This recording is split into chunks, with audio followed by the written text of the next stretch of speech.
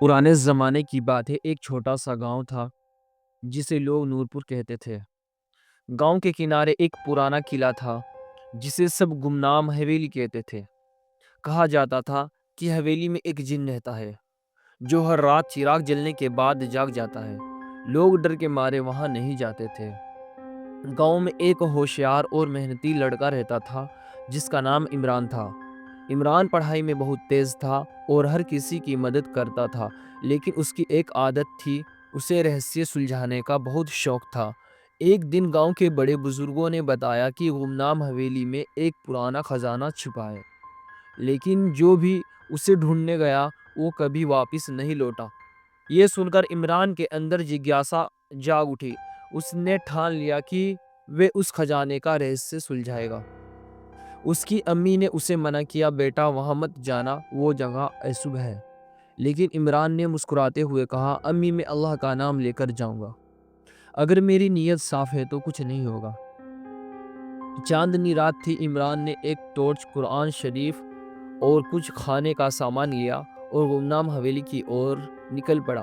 حویلی کا دروازہ بڑا اور چرچر تھا۔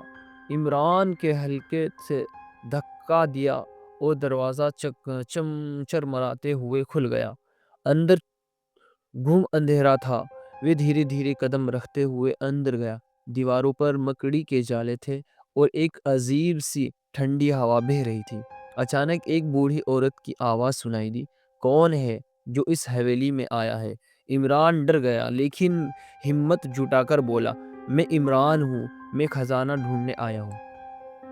اس آواز نے ہنستے ہوئے کہا، تجھے خزانہ چاہیے؟ پہلے 3 سوالوں کے جواب دے، تبھی آگے جانے دوں گی۔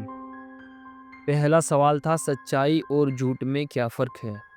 عمران نے ترنت جواب دیا، سچائی وہ ہے جو ہمیشہ رہتی ہے اور جھوٹ وہ ہے ایک دن جو ختم ہو جاتا ہے۔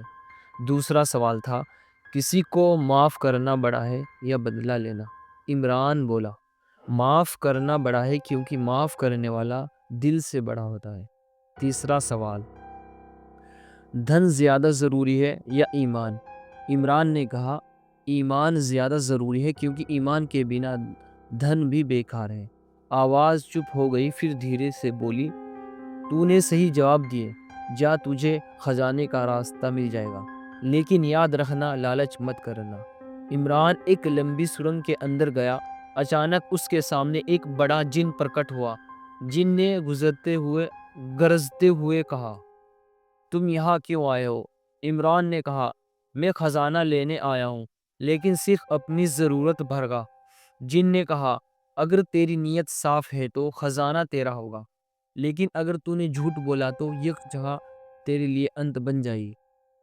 جن نے عمران کو ایک بڑا کمرہ دکھایا۔ وہاں سونے، چاندی اور ہیرے جواہرات کے ڈھیر لگے تھے۔ عمران نے قرآن شریف سے ایک آیت پڑھی اور اپنی امی کے لیے تھوڑا سا سونا اٹھایا۔ جن نے مسکراتے ہوئے کہا، تو نے لالچ نہیں کیا، جا، تیرا سفر سفل ہوا۔ صبح ہوتے ہی عمران گاؤں واپس آ گیا۔ انہوں نے گاؤں کے لوگوں کو اپنی کہانی سنائی۔ اس نے جتنا سونا لیا تھا